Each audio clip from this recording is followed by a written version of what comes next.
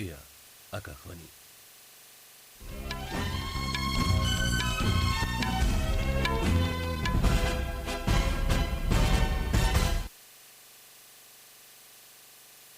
বাতৰিৰ সৈতে মই কুমাৰ দেৱিত দাস। এতিয়া প্ৰধান বাতৰিসমূহত আছে ৰাষ্ট্ৰপতি শ্ৰীমতী দ্ৰৌপদী মুৰ্মুৱে আজি সন্ধিয়া নতুন দিল্লীৰ ৰাষ্ট্ৰপতি ভৱনত এই বৰ্ষৰ পদ্ম বঁটাসমূহ প্ৰদান কৰিব। কেন্দ্ৰীয় সমবায় মন্ত্ৰী অমিত শ্বাহে আজি নতুন দিল্লীত ভাৰতৰ ৰাষ্ট্ৰীয় কৃষি সমবায় বিপণন ফেডাৰেশ্যন নাফেডৰ এটা নিলাম পৰ্টেল মুকলি কৰিব। ভাৰতত অংগদানৰ বাবে পঞ্জীয়ন কৰা লোকৰ সংখ্যাই ৫ লাখ অতিক্ৰম কৰা বুলি কেন্দ্ৰীয় স্বাস্থ্য আৰু পৰিয়াল কল্যাণ মন্ত্ৰালয়ে প্ৰকাশ কৰিছে। উত্তৰ প্ৰদেশৰ লক্ষ্ণৌৰ আলিগঞ্জত কালি সংঘটিত অগ্নিকাণ্ডৰ পাছত আৰক্ষীয়ে 4জন লোকক যোৱা নিশা আটক কৰিছে।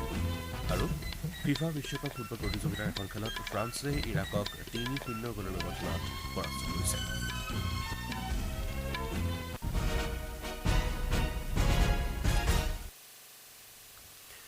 ৰাষ্ট্ৰপতি শ্ৰীমতী দ্ৰৌপদী মুৰ্মুৱে আজি সন্ধিয়া নতুন দিল্লীৰ ৰাষ্ট্ৰপতি ভৱনত চলিত বৰ্ষৰ পদ্ম বঁটাসমূহ প্ৰদান কৰিব।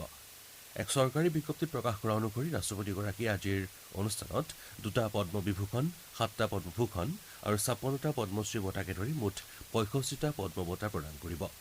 পদ্ম বঁটাৰ বাবে নিৰ্বাচিত বিশিষ্ট ব্যক্তিসকলৰ মাজত টেনিছ তাৰকা বিজয় অমৃতৰাজ, অভিনেতা মামুট্টি, কণ্ঠশিল্পী অলকা য়াগনিক, ক্ৰিকেটাৰ ৰোহিত শৰ্মা অন্যতম।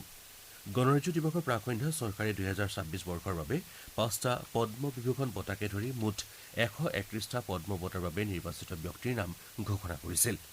উল্লেখযোগ্য যে কলা, সমাজসেৱা, বিজ্ঞান আৰু অভিযান্ত্ৰিক, বাণিজ্য তথা উদ্যোগ, সাহিত্য আৰু ক্ৰীড়া, শিক্ষা তথা অসামৰিক সেৱা আদি বিভিন্ন ক্ষেত্ৰত উল্লেখনীয় অৱদানৰ বাবে প্ৰতি বছৰে দেশৰ সৰ্বোচ্চ অসামৰিক সন্মান হিচাপে পদ্ম বঁটাসমূহ প্ৰদান কৰি অহা হৈছে।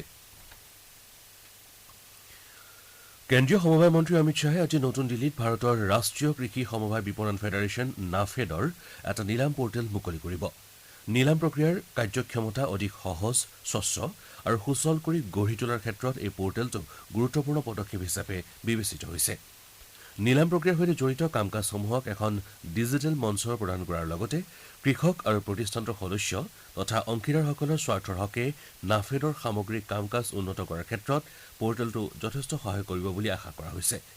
সমবায় মন্ত্ৰালয়ে জানিবলৈ দিয়া মতে এই কাৰ্যসূচীৰ সময়ত শ্ৰীশ্বাহে নাফেডৰ সৈতে জড়িত কেতবোৰ গুৰুত্বপূৰ্ণ ডিজিটেল আৰু কৃষককেন্দ্ৰিক উদ্যমো মুকলি কৰিব।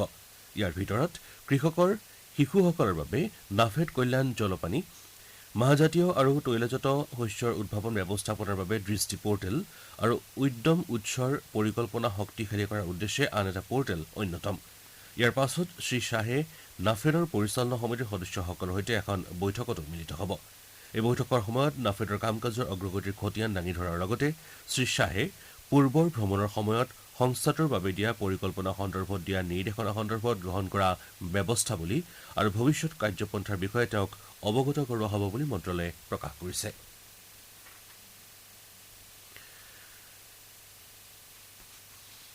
ভাৰতত অংগদানৰ বাবে পঞ্জীয়ন কৰা লোকৰ সংখ্যা 5 লাখ অতিক্ৰম কৰিছে।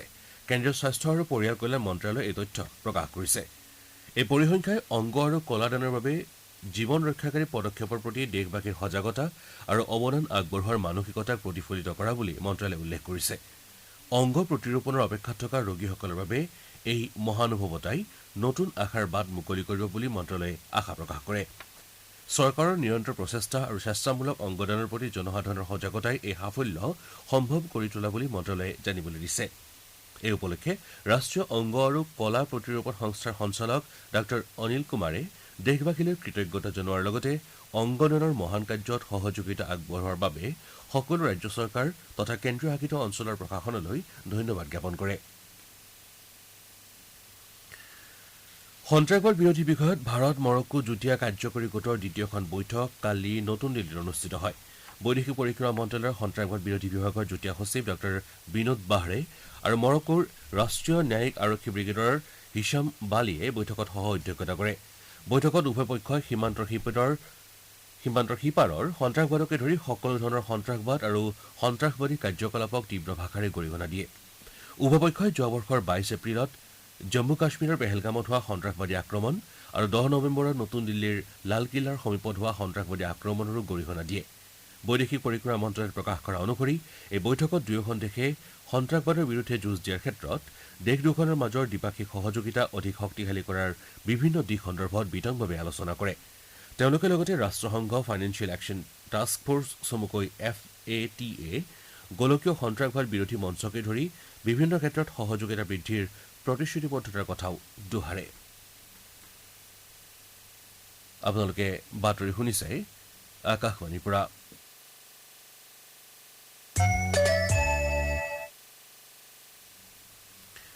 উত্তৰ প্ৰদেশৰ লক্ষ্ণৌৰ আলিগঞ্জ অঞ্চলত কালি বিয়লি এটা কোচিং চেণ্টাৰত সংঘটিত শোকাবহ অগ্নিকাণ্ডত 15গৰাকী শিক্ষাৰ্থীৰ মৃত্যু হোৱা ঘটনাৰ পাছত আৰক্ষীয়ে 6জন লোকৰ বিৰুদ্ধে এটা গোচৰ ৰুজু কৰিছে আৰু ইয়াৰে 4জনক যোৱা নিশা আটক কৰা হৈছে। উত্তৰ প্ৰদেশৰ মুখ্যমন্ত্ৰী যোগী আদিত্য নাথৰ নিৰ্দেশৰ পাছতেই লক্ষ্ণৌ উন্নয়ন প্ৰাধিকৰণ, অগ্নি বিভাগ আৰু বিদ্যুৎ বিভাগৰ 4গৰাকী বিষয়াকো নিলম্বন কৰা হৈছে।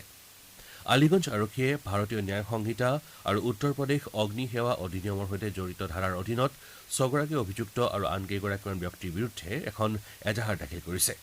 আৰক্ষীয়ে ইতিমধ্যে অগ্নিকাণ্ডৰ ফলত ক্ষতিগ্ৰস্ত ভৱনটো ছীল কৰিছে। ঘটনাৰ সঠিক তদন্তৰ বাবে ফৰেনচিক গোট আৰু অগ্নি নিৰ্বাপক বাহিনীৰ দলে ঘটনাস্থলীৰ পৰা প্ৰয়োজনীয় প্ৰমাণ সংগ্ৰহ কৰাৰ উদ্দেশ্যে এই ব্যৱস্থা গ্ৰহণ কৰা হৈছে। এই ভয়াৱহ অগ্নিকাণ্ডৰ ঘটনাৰ পাছত ভৱনটোৰ সন্দৰ্ভত উন্নয়ন প্ৰাধিকৰণে গ্ৰহণ কৰা পূৰ্বৰ কাৰ্য ব্যৱস্থা আৰু তথ্যসমূহ পুনৰ পুংখানুপুংখভাৱে পৰীক্ষা কৰা হ'ব। উল্লেখযোগ্য যে অকৰ্তৃত্বহীন নিৰ্মাণ কাৰ্যৰ বাবে 2016 চনতে এই ভৱনটো ভাঙি দিয়াৰ নিৰ্দেশ দিয়া হৈছিল যদিও 2 মাহতকৈ কম সময়ৰ ভিতৰতে এই আদেশ প্ৰত্যাহাৰো কৰা হৈছিল। কাটাৰৰ ৰাছ লাফানত দেওবাৰে নিশা সংঘটিত দুৰ্ঘটনাত 12গৰাকী ভাৰতীয় নাগৰিকে প্ৰাণ হেৰুওৱা বুলি দোহাস্থিত ভাৰতীয় দূতাবাসে নিশ্চিত কৰিছে। দূতাবাসে লগতে এই ঘটনাত শোক প্ৰকাশ কৰাৰ উপৰি শোকসন্তপ্ত পৰিয়ালবৰ্গলৈ সমবেদনা জ্ঞাপন কৰিছে। দূতাবাসে প্ৰকাশ কৰা অনুসৰি ঘটনাত আহতসকল বৰ্তমান চিকিৎসাধীন হৈ আছে আৰু তেওঁলোকৰ অৱস্থা সুস্থিৰ বুলি কাটাৰ কৰ্তৃপক্ষই জানিবলৈ দিছে। বৈদেশিক পৰিক্ৰমা মন্ত্ৰী ডঃ এছ জয়শংকৰে এই ঘটনাত গভীৰ শোক প্ৰকাশ কৰাৰ লগতে দোহাস্থিত ভাৰতীয় দূতাবাসে কাটাৰৰ কৰ্তৃপক্ষৰ সৈতে নিৰন্তৰ যোগাযোগ ৰাখি ক্ষতিগ্ৰস্ত পৰিয়ালসমূহক সহায় আগবঢ়াবলৈ প্ৰচেষ্টা চলাই থকা বুলি জানিবলৈ দিছে। উল্লেখযোগ্য যে কাটাৰৰ আটাইতকৈ বৃহৎ জুলীয়া প্ৰাকৃতিক গেছ প্ৰক্ৰিয়াকৰণ কেন্দ্ৰটোত হোৱা এই কাৰিকৰী দুৰ্ঘটনাত কমেও 13জন লোকৰ মৃত্যু আৰু 66গৰাকী লোক আহত হৈছে।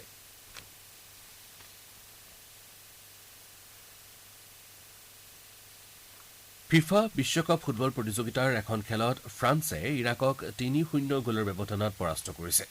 খেলখনত তাৰকা খেলুৱৈ কিলিয়ান এমবাপে 2টা গ'ল কৰি নিজৰ মুঠ গ'লৰ সংখ্যা 16টালৈ বৃদ্ধি কৰি বিশ্বকাপৰ ইতিহাসত সৰ্বাধিক গ'লদাতাৰ তালিকাত দ্বিতীয় স্থানলৈ উন্নীত হৈছে।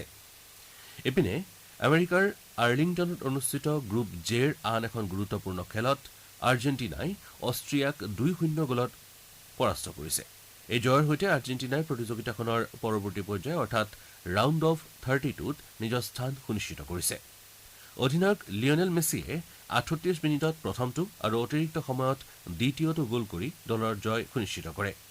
এই গ'ল দুটাৰ জৰিয়তে বিশ্বকাপত মুঠ 18টা গ'লেৰে মেছিয়ে জাৰ্মানীৰ মিৰস্লাভ ক্লোজৰ 16টা গ'লৰ অভিলেখ ভংগ কৰি বিশ্বকাপৰ ইতিহাসৰ সৰ্বাধিক গ'লদাতা হিচাপে পৰিগণিত হয়।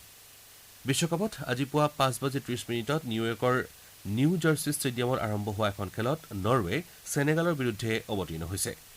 পুৱা 8:30 আন এখন খেলত সান্তা ক্লোৰাত জৰ্ডান আলজেৰিয়াৰ মুখামুখি হ'ব। সামৰাৰ পূৰ্বে এতিয়াৰ প্ৰধান বাতৰিকেইটা পুনৰ এবাৰ। ৰাষ্ট্ৰপতি শ্ৰীমতী দ্ৰৌপদী মুৰ্মুৱে আজি সন্ধিয়া নতুন দিল্লীৰ ৰাষ্ট্ৰপতি ভৱনত এই বৰ্ষৰ পদ্ম বঁটাসমূহ প্ৰদান কৰিব। কেন্দ্ৰীয় সমবায় মন্ত্ৰী অমিত শ্বাহে আজি নতুন দিল্লীত ভাৰতৰ ৰাষ্ট্ৰীয় কৃষি সমবায় বিপণন ফেডাৰেশ্যন নাফেডৰ এটা নিলাম পৰ্টেল মুকলি কৰিব।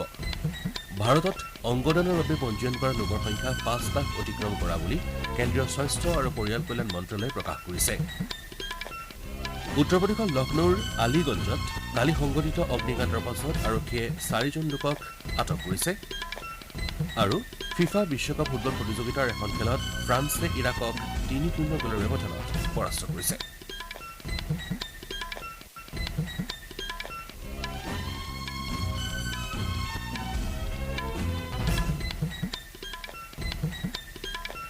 আমাৰ এতিয়া বাতৰি মানে পৰৱৰ্তী বাতৰি পুৱা 7:55 শুনিবলৈ পাব।